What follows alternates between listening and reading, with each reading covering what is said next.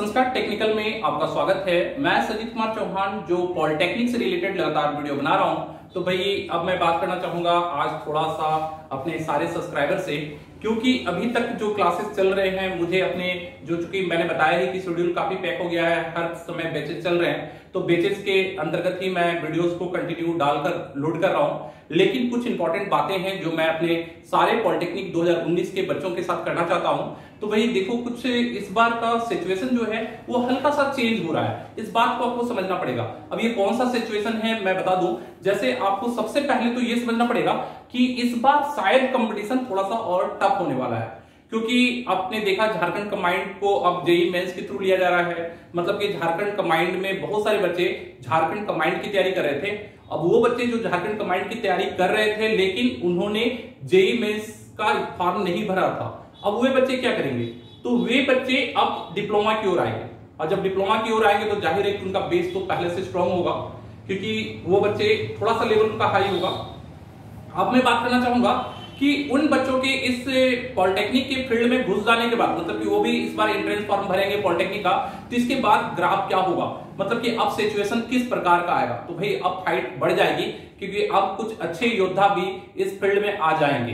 तो सबसे ज्यादा टफ हो जाएगा आदित्यपुर, धनबाद और रांची और भागा माइनिंग जैसे कॉलेजेस के लिए, क्योंकि ये टॉप कॉलेजेस 500 और 1000 रैंक के अंदर होता है। मतलब 300 रैंक पर आदित्यपुर का मैकेनिकल फाइट होता है और भागा का माइनिंग फाइट होता है, फिर धनबाद, और ये सब सारे कॉलेज 1000 1500 रैंक के अंदर होते हैं। और मुझे लगता है कि झारखंड कमांड के कम से कम 500 से 1000 बच्चे ऐसे जो थोड़े से क्वालिटी रखते हैं, वो बच्चे अब इस फील्ड में जरूर पॉलिटेक्निक का फॉर्म भरेंगे और वो एक अच्छा कंपटीशन देंगे। जो बच्चे 10th और 12th के हैं जो डायरेक्ट झारखंड पॉलिटेक्निक देना चाहते थे, तो अब ग्राफ क्या होगा और किन बच्चों को किस सेक्शन में क्या कंपटीशन मिलेगा, इसका थोड़ा सा मैं एक लगभग आइडिया दे रहा हूं।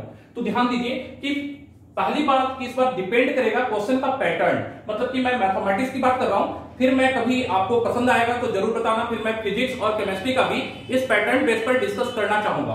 तो मैं मैथमेटिक्स, चूंकि मेरा खुद का पेपर भी ज्यादातर मैं मैथमेटिक्स ले रहा हूं, तो मैं आपको समझाना चाहूंगा कि पॉलिटेक्निक एग्जाम, मतलब कि पॉलिटेक्निक में अगर हम देखें तो पॉलिटेक्निक 2019 के लिए किन बच्चों के लिए क्या रहेगा। मतलब कि 10th अपेयरिंग बच्चे जो अभी 10th एग्जाम दिए हैं उनके लिए क्या अच्छा रहेगा और क्या हार्ड होगा, प्लस 11 12 जो बच्चे 12 का एग्जाम दे दिए हैं उनके लिए क्या हार्ड होगा या क्या इजी होगा, और अदर्स मतलब कि झारखंड कमांड या अदर कोई कॉम्पिटिटिव बच्चे जो रेलवे ग्रुप डी या इस सब की तैयारी कर रहे थे उनको क्या फायदा मिलेगा और क्या और उनको करना पड़ेगा।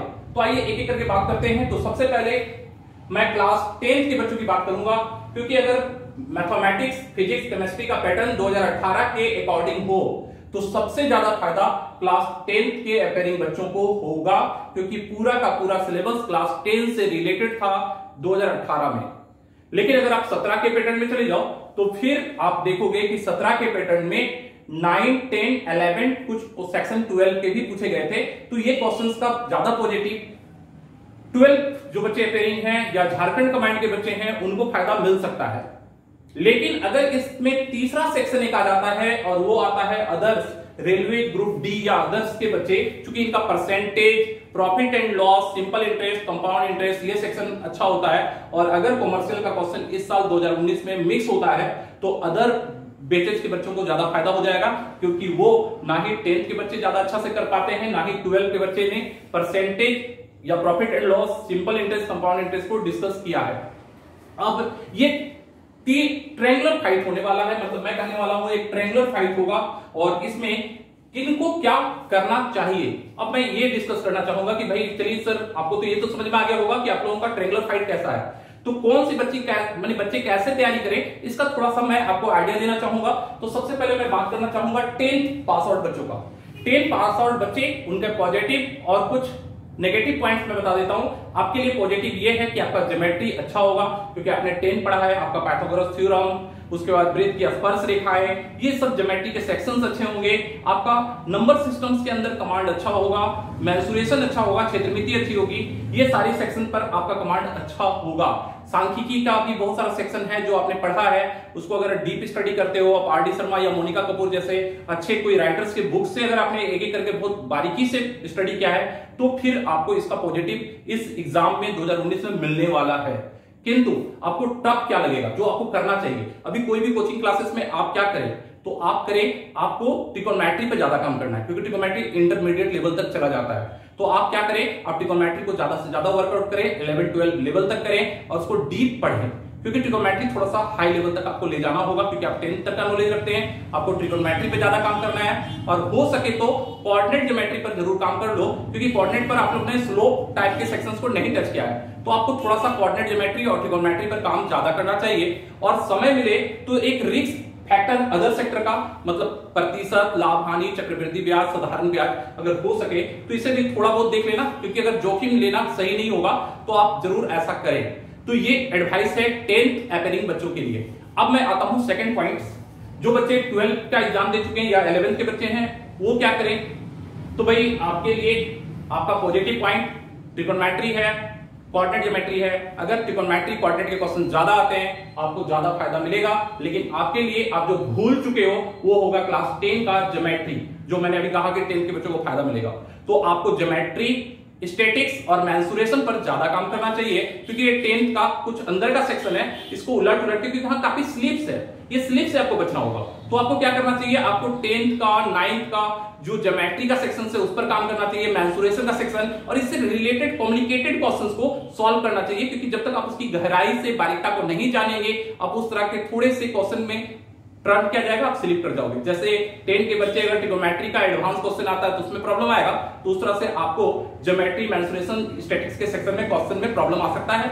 और साथ में अदर तो मैं बोलूंगा कि प्रतिशत, लाभ हानि, ये रिस्क फैक्टर है, इसको तो थोड़ा सा साइड से हल्का देख लो, मैं ज्यादा नहीं बोलूंगा, क्योंकि आपने का संभावना है, आ सकता है, नहीं भी आ सकता, तो इसको आपको करना पड़ेगा।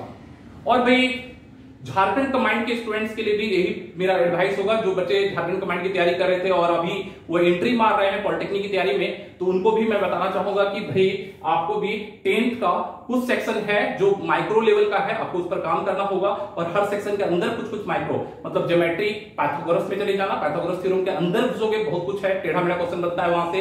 वृत्त की स्पर्श रेखा, माने tangent line, common tangent lines के भी क्वेश्चंस अच्छे बन जाते हैं, वहां भी आपको ज्योमेट्री के अच्छे मटेरियल मिलेंगे। मेंसुरेशन का ट्रिक बेस, मेरी वीडियोस को देखोगे 5-in-1 ट्रिक या जो भी आप देखोगे, ट्रिक बेस पर मैंने काफी कुछ माइक्रो लेवल पर 9-10 पर काम किया है, उस वीडियोस को देखोगे तो आपको आइडिया होगा कि उस पर और क्या क्या करना है। तो झारखंड कमांड के बच्चों को भी मैं कहूंगा कि आपको 10th के चीजों को बारीक से समझना पड़ेगा, क्योंकि वो आपको महंगा पड़ सकता है।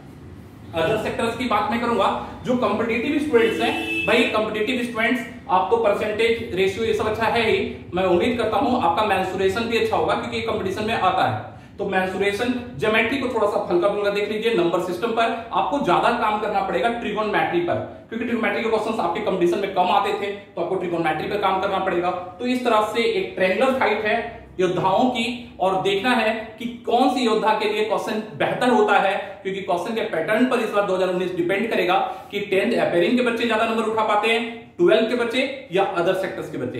ये एक बड़ा इंपॉर्टेंट पॉइंट होगा। और खासकर बात करते हैं थोड़ा सा फिजिक्स और केमिस्ट्री की, तो भाई फिजिक्स टफ हो सकता है, कब, जब 12th बेस का होगा, तो 10th के बच्चों के लिए काफी टफ होगा। ग्राफी पर ज्यादा काम करो, और आपको अगर पढ़ना है तो मैं कहूंगा कि सबसे पहले तो 10th खत्म कर ही लो, मतलब 10th का ऑप्टिक्स, इलेक्ट्रिसिटी और मैग्नेट ये तो खत्म कर लो, और उसके साथ थोड़ा सा धार दो अपना, किस सेक्टर पर, 9th के, क्योंकि 9th का सेक्शन ही 11-12 में ज्यादा है। मतलब कि आप मोशन पढ़ो, वेक्टर पढ़ो, ये सब जितने भी सेक्टर्स है ना, उसको थोड़ा सा 11-12 तक कॉम्पिटिटिव कुछ सेक्शंस को लेकर आपको धार देना ही होगा अपने पढ़ाई में, क्योंकि अब लास्ट टाइम आ चुका है और एक बहुत ही कुछ डिपेंड करेगा इस ट्रायंगुलर पर 2019 का पॉलिटेक्निक एग्जाम। तो ये झारखंड के पॉलिटेक्निक के लिए एक आइडिया था। उम्मीद है कि आपको बहुत अलग टाइम मिला, मुझे ये थोड़ा सा समय लिए हैं, तो भाई मैं क्षमा भी चाहूंगा आपसे कि स्पेशल वीडियोस मैं नहीं डाल पा रहा था, तो ये स्पेशल 2019 के पॉलिटेक्निक का वीडियो है। उम्मीद है आपको समझ में आया होगा, और अगर आप फिजिक्स और केमिस्ट्री पर भी इस तरह का कोई मेरा ओपिनियन चाहते हो तो प्लीज कमेंट जरूर करना। तो चलो आज की वीडियो को यहीं समाप्त करना चाहेंगे, अगले वीडियो में फिर मिलते हैं। जय हिंद, जय भारत।